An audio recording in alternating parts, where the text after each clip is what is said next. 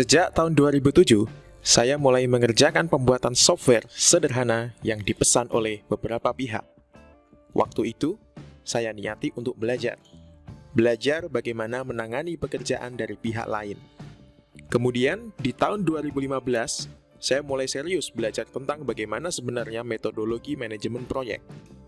Saya kaget.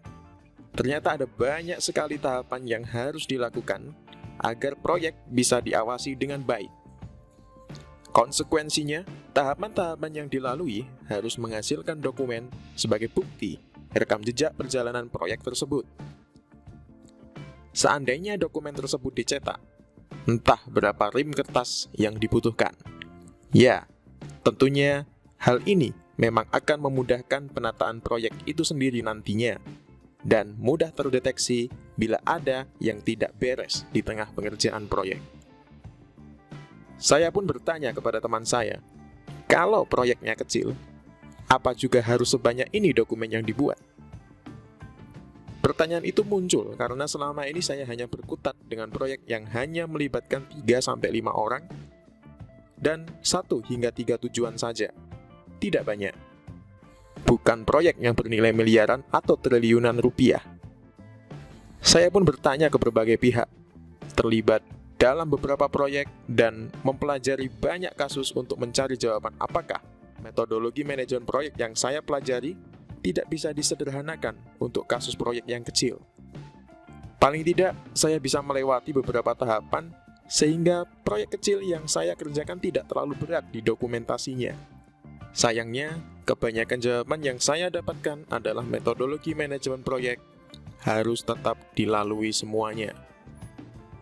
Artinya, saya tidak bisa mengambil beberapa bagian saja dari tahapan yang ada.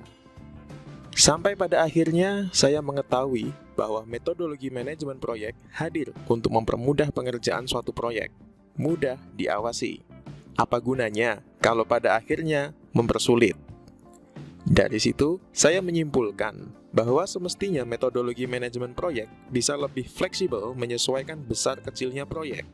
Ya, kita kembali saja di tujuan utama metodologi manajemen proyek, yaitu mempermudah pengawasan proyek yang sedang kita kerjakan, tidak berbelit-belit, dan tidak membuang waktu.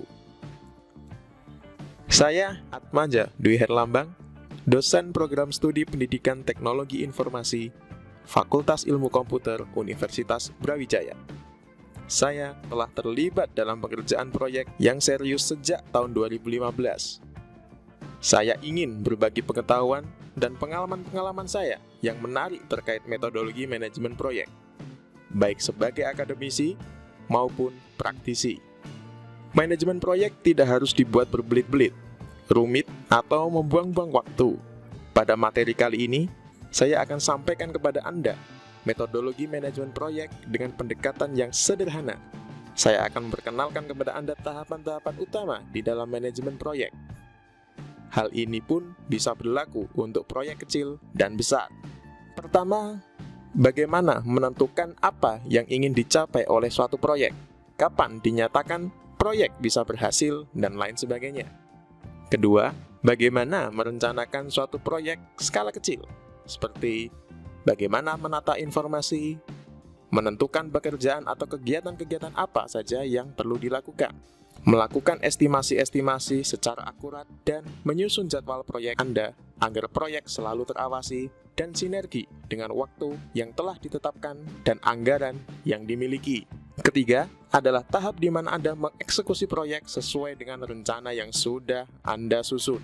Dijamin, pada akhir proyek, Anda akan melihat bahwa apa yang telah Anda lakukan untuk mengeksekusi proyek sebenarnya adalah apa yang sudah Anda rencanakan dari awal. Menarik, bukan? Dari materi-materi yang akan saya sampaikan, silahkan ambil informasi-informasi yang Anda anggap berguna dan cocok dengan kebutuhan Anda terkait metodologi manajemen proyek. Materi-materi ini sangat cocok bagi Anda yang masih baru dengan manajemen proyek dan ingin menerapkannya di bidang Anda. Bahkan, Anda bisa menerapkannya di bidang teknologi informasi atau sistem informasi. Mari kita belajar bersama.